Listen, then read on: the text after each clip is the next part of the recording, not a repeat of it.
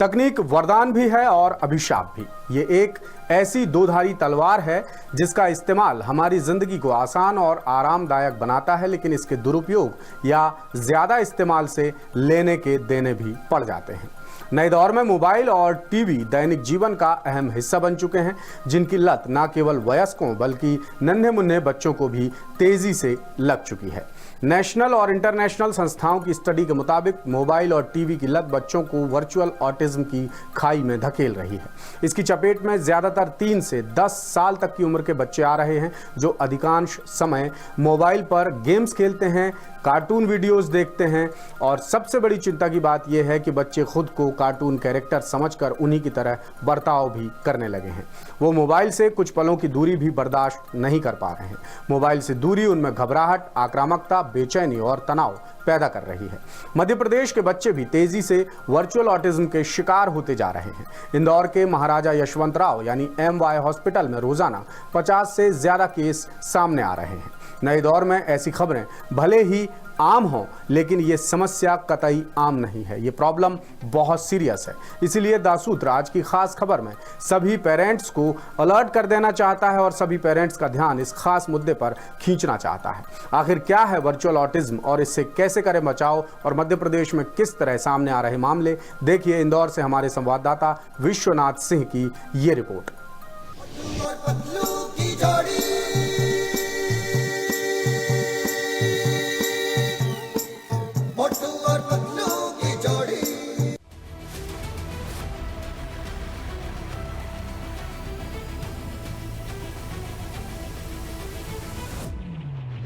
बदलते दौर के साथ तकनीक ने इंसानों की जिंदगी अगर आसान बनाई है तो बड़ी बड़ी मुसीबतें भी खड़ी कर दी हैं। बच्चे हों या वयस्क, मोबाइल और टीवी की लत ने सबको अपनी चपेट में ले रखा है। खास तौर पर बच्चे तेजी से इसके लपेटे में आ रहे हैं और ये कहानी लगभग हर घर की है। बच्चे ज्यादातर समय मोबाइल पर गेम्स खेलते हैं या कार्टून वीडियोस देखते हैं, जिसका सीधा असर उनके दिमाग और सोचने समझने की क्षमता पर पड़ रहा है और वो तेजी से वर्चुअल ऑटिज्म के शिकार हो रहे हैं। सबसे बड़ी चिंता की बात यह है कि बच्चे आसपास के लोगों से बात तक करना पसंद नहीं करते। वो अकेले में ना जाने क्या क्या बड़बड़ाते रहते हैं और पूरी तरह से समाज और परिवार से दूर होते जा रहे हैं। हालात ये हैं कि वो माता पिता से भी बात करना पसंद नहीं करते, उनसे नजरें मिलाने से भी परहेज कर रहे हैं। दासूत्र की पड़ताल में पता चला कि इंदौर के MY हॉस्पिटल में रोजाना ऐसे 50 से ज्यादा केसेस सामने आ रहे हैं। हॉस्पिटल के डॉक्टर्स ने बताया कि वर्चुअल ऑटिज्म के सबसे ज्यादा शिकार 3 से 10 साल तक के बच्चे हो रहे हैं, जिन्हें ठीक करने के लिए कुछ माइंड गेम्स या थेरेपीज का सहारा लिया जा रहा है। अब हम आपको MY हॉस्पिटल में पहुंचे कुछ मामले बताते हैं। केस 1, प्रिया प्रजापति ने बताया कि वो अपने 7 साल के बेटे की थेरेपी के लिए हॉस्पिटल पहुंची हैं। हाल के दिनों में उन्हें एहसास हुआ कि बेटे को मोबाइल की लत लग रही है, लिहाजा उन्होंने सबसे पहले मोबाइल का डेटा पैक बंद किया और बच्चे को इससे दूर कर दिया। शुरुआत में बच्चा खूब जिद करता था, रोता था, हाथ पैर मारता था, लेकिन पेरेंट्स ने उसकी कोई परवाह नहीं की और उस पर थोड़ी सख्ती दिखानी शुरू की। इसके बाद उसे मोबाइल देने के बजाय गार्डन और घर के आसपास घुमाना शुरू किया। अब कहीं जाकर धीरे धीरे बच्चे का ध्यान मोबाइल से हटने लगा है, लेकिन प्रिया और उनके पति की चुनौती अभी भी बनी हुई है। मतलब जब तक बच्चा समझने न लगे चीज़ों को, और जब तक बच्चे को ये समझ में ना आए कि कब चीज़ें कितनी यूज़ करनी है, तो ट्रीटमेंट से फ़ायदा तो है, और ट्रीटमेंट से थेरेपी से बहुत फ़ायदा है OT इन बच्चों के लिए, क्योंकि इसकी समझ नहीं थी, अभी उसकी समझ बड़ी है और थोड़ा टाइम तो लगेगा क्योंकि थोड़ा बड़ा हो गया है, इसलिए थोड़ा टाइम लग रहा है। केस 2, पूजा गुडेरिया ने बताया कि उनका बेटा मोबाइल की लत के कारण ठीक से बोल नहीं पाता। पेरेंट्स समेत वो अपने आसपास के लोगों से बात भी नहीं कर पाता। वो मोबाइल देखकर ही हाथ पैर हिलाता है, अकेले में बड़बड़ाता रहता है, चिड़चिड़ा भी हो गया है। लिहाजा MY हॉस्पिटल में उसकी थेरेपी कराई जा रही है, जिसके बाद बेटे में कुछ अच्छे बदलाव नजर आ रहे हैं।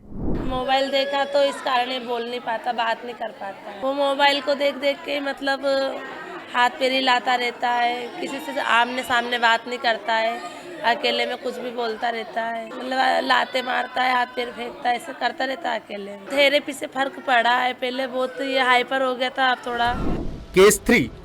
ऋतु मौर्य ने बताया कि उनका बेटा खुद में ही खोया रहता था, खुद से ही बातें करता था और किसी दूसरे की बात बिल्कुल नहीं सुनता था। इसकी वजह जानने की कोशिश की तो पता चला कि उसके दिमाग पर मोबाइल और टीवी का बुरा असर हुआ है। जब बच्चे को वो MY हॉस्पिटल लेकर पहुंची तो डॉक्टर ने वर्चुअल ऑटिज्म की आशंका जाहिर की, जिसके बाद उसकी थेरेपी शुरू हुई और अब धीरे धीरे उसकी हालत में सुधार नजर आ रहा है। समस्या आ रही बच्चे के ब्रेन में भी थोड़ा डिस्टर्ब होता है मोबाइल चलाने से, और उनका ध्यान जो है मोबाइल में ही रहने के सिवा हाथ पैर भी वीकनेस की ओर, और उनको कुछ और करने की क्षमता भी नहीं रह जाती। उनको ऑटिज्म जैसे समस्याएं हो जाती हैं और वो अपने मन में ही लगे रहते हैं, अपने से बातें करना, किसी की ना सुनना। हमारे बच्चों को GBS हुआ था, अभी 1 मंथ में अच्छा इम्प्रूवमेंट देखने को मिला है। ये चंद केसेस हैं। इस तरह के मामलों की संख्या मध्य प्रदेश के अलग अलग अस्पतालों में भरपूर है।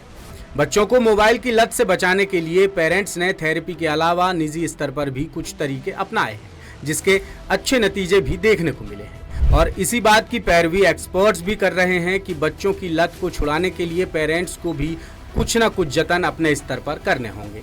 MY हॉस्पिटल के फिजियोथेरेपी विभाग के HOD डॉक्टर मनीष गोयल कहते हैं कि आजकल लगभग हर पेरेंट के साथ ये बात कॉमन है कि बच्चा खाना नहीं खा रहा या रो रहा है तो झट से उसे मोबाइल पकड़ा दिया जाता है।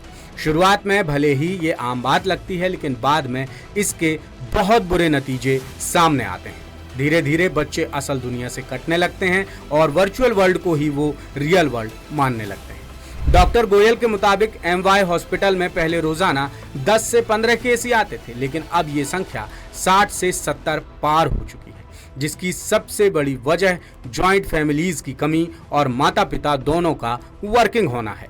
देखिए, बात यह है कि आज की आधुनिक दुनिया में मदर फादर दोनों जॉब कर रहे हैं, तो होता यह है कि बच्चे को किसी के भरोसे छोड़ना है या किसी में एंगेज करना है, या देखा जाए तो अगर मान लीजिए अगर बच्चा खाना नहीं खा रहा है तो उसको मोबाइल की आदत लगा दी जाती है या उसको टीवी दिखा दिया जाता है।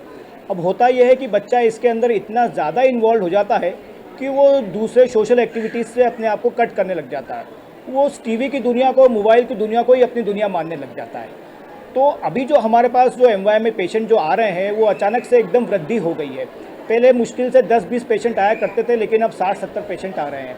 और हमको यही समझ में आया कि इसका कारण एक यही हो रहा है कि जो सोशल निग्लेक्टिविटी हो रही है बच्चों की, जो वो समाज से कटते जा रहे हैं, जो बाहर खेलने नहीं जा पा रहे हैं, जो दुनिया से बात नहीं कर पा रहे हैं और टीवी मोबाइल को ही वो अपनी दुनिया मान ली है, तो इस कारण से ये बच्चे जो हैं इनकी संख्या एकदम से बहुत ज़्यादा बढ़ गई है। सबसे पहले तो हम उनकी काउंसलिंग ये करते हैं कि बच्चा जो है उसको दुनिया से मिलाओ, आप लोगों से मिलाओ, उसके जो ग्रुप के बच्चे हैं उनके साथ खिलाओ, उनको बाहर निकालो, उनको सोसाइटी में खिलाओ, उनको पार्क ले जाओ। जितना ज़्यादा इनको मोबाइल से, टीवी से और ये वर्चुअल जो दुनिया है उनसे दूर रखेंगे, उसका उतना ही बौद्धिक विकास होगा। और भी चिंता की बात यह है कि मोबाइल और टीवी की लत बच्चों को समाज से दूर करती जा रही है। बच्चों में सामाजिक समझदारी विकसित नहीं हो पा रही है, जिससे वो सिर्फ रिएक्ट कर रहे हैं, रिस्पॉन्ड करना उन्हें आता ही नहीं। अब जॉइंट फैमिलीज नहीं रही, जिससे गर्मियों की छुट्टियां घर पर ही बीतती हैं, लिहाजा पेरेंट्स भी बच्चों को मोबाइल थमाने के लिए मजबूर हो जाते हैं। मगर ये सब बच्चों के भविष्य के हिसाब से बेहद खतरनाक साबित हो सकता है। ऐसे में पेरेंट्स को क्या करना चाहिए और हॉस्पिटल में बच्चों को किस तरह की थेरेपी दी जा रही है, बता रहे हैं ऑक्यूपेशनल थेरेपी विभाग के HOD डॉक्टर गौतम। सोशलाइजेशन की बहुत दिक्कत आती है। अगर जितना मोबाइल चलाते हैं तो बच्चा सोशलाइज नहीं कर रहा है, पेशेंस कम हो जाता है, वो अपने आप में रहते हैं, ये दिक्कतें आ रही हैं, इरिटेशन आ रही है, एग्रेशन आ रहा है। हमें चाहते हैं कि बच्चे सोशलाइज हो। माँ बाप को बच्चों के समय देना चाहिए, बच्चों के साथ खेलें, जितना उनके साथ खेलें, वक्त बिताएं, मोबाइल को साइड में रख के। एग्रेशन इतना आ जाता है कि दूसरे बच्चों को भी मारता है, पेरेंट्स को भी मारता है और दिन भर एक ही चीजें करता रहता है। ये परेशानी आ रही है, पढ़ाई में बिल्कुल ध्यान नहीं देता। प्ले ग्राउंड ले जाएं, उनके साथ खूब एंजॉय करें, बाहर ले जाएं, उनके नए दोस्त बनाएं। ध्यान देने वाली एक और बात यह भी है कि पहले बच्चों में माता पिता या घर के बाकी बड़ों की डांट फटकार और मार का डर होता था, लेकिन अब बच्चों को थप्पड़ से भी डर नहीं लगता। लिहाजा पेरेंट्स के सामने उन्हें मोबाइल से दूर रखने की बड़ी चुनौती है। ऐसे में एक्सपर्ट्स कुछ प्रैक्टिकल टिप्स बताते हैं, जैसे प्रायोरिटी लिस्ट तैयार करें।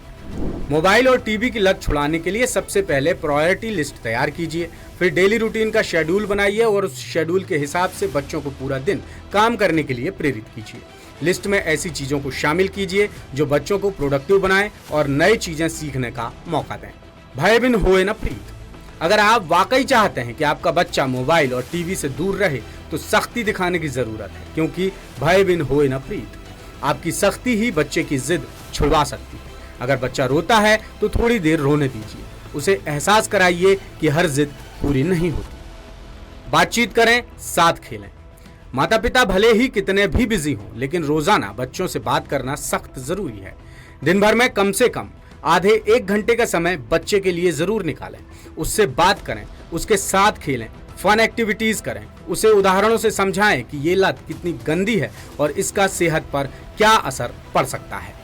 खुद बने उदाहरण।